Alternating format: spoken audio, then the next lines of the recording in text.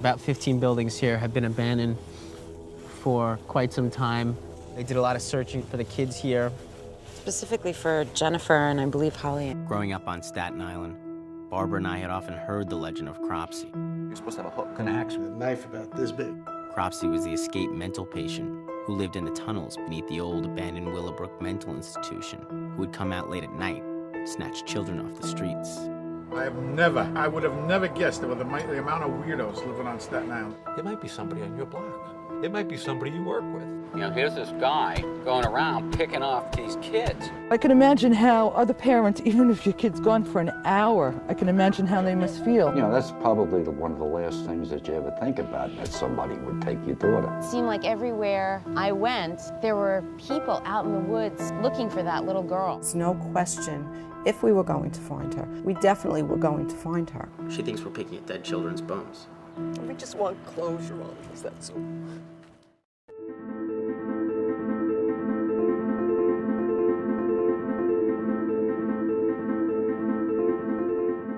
Children growing up on Staten Island have often heard the legend of Cropsey, an escaped mental patient who lived in the old abandoned Willowbrook mental institution.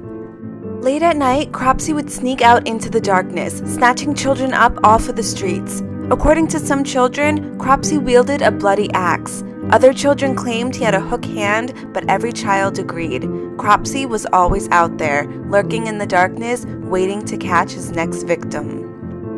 Most adults believed Cropsey was just an urban legend used to scare younger kids and keep them out of the abandoned buildings on Willowbrook's property.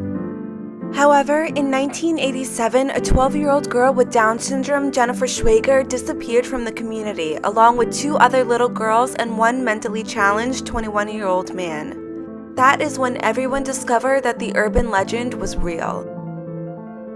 Back in 1970, reporter Geraldo Rivera took cameras inside the Willowbrook State School on Staten Island.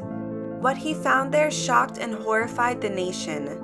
Hundreds upon hundreds of naked, mentally disabled children, some suffering from horrible deformities, others deaf and blind. All the children cowered together in giant hollow rooms, screaming and covered in their own feces. Despite these atrocious conditions, it took the state another 10 years to close down this house of horrors.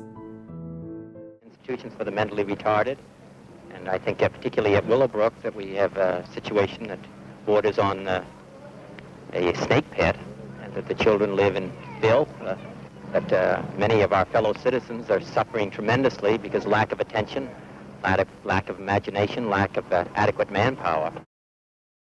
It's been more than 6 years since Robert Kennedy walked out of one of the wards here at Willowbrook and told newsmen of the horror he'd seen inside. He pleaded then for an overhaul of a system that allowed retarded children to live in a snake pit. But that was way back in 1965, and somehow we'd all forgotten. I first heard of this big place with the pretty-sounding name because of a call I received from a member of the Willowbrook staff, a Dr. Michael Wilkins.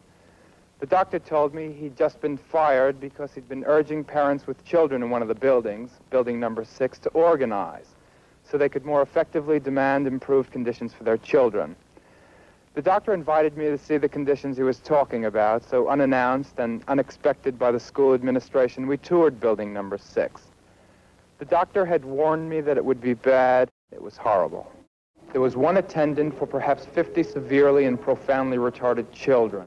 The ones that we saw were the most severely and profoundly retarded. There are thousands there like that, not going to school, sitting on the ward all day, not being talked to by anyone, only 1 or 2 or 3 people to take care of 70 people on the ward, sharing the same toilet, contracting the same diseases. Can the children be trained? Yes, every child can be trained. You know, these kids, there's no effort. We don't know what these kids are capable of doing. And I think your priorities are mixed up in New York in terms of serving the retarded. Your top investment is in institutions. Our top investment is in the Department of Education and in providing a program for the child while he's at home in terms of day care. For example, these kids can go to school at age 3 years, so they start at very young, and that helps a great deal for parents. And when parents are actively encouraged to keep their child at home, they do so because they know they can have the help of regional centers or public schools or the health department in terms of services, etc. What we need is a new approach. We have to change the way we care for our mentally retarded. We ask for change, we demand change. What you've seen here just doesn't have to be this way. I think all of us are at fault. Shortly after Willowbrook was shut down, the urban legend started about Cropsey. And then, the 3 little girls and mentally disabled man went missing and showed that Cropsey may not be an urban legend after all. Although authorities and searchers have looked for over 30 years, only one body, that of Jennifer Schweitzer, was ever discovered. The body had been found shortly after Andre Rand, a former physical therapist from Willowbrook, was arrested and convicted of kidnapping Jennifer. It turns out that Andre Rand and dozens of other former Willowbrook patients and mentally unstable ex-staff had gone back to live on the grounds and in the woods after Willowbrook had shut down.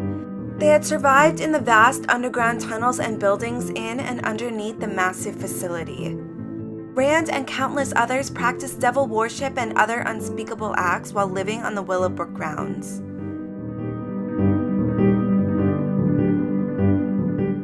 I think he's possessed.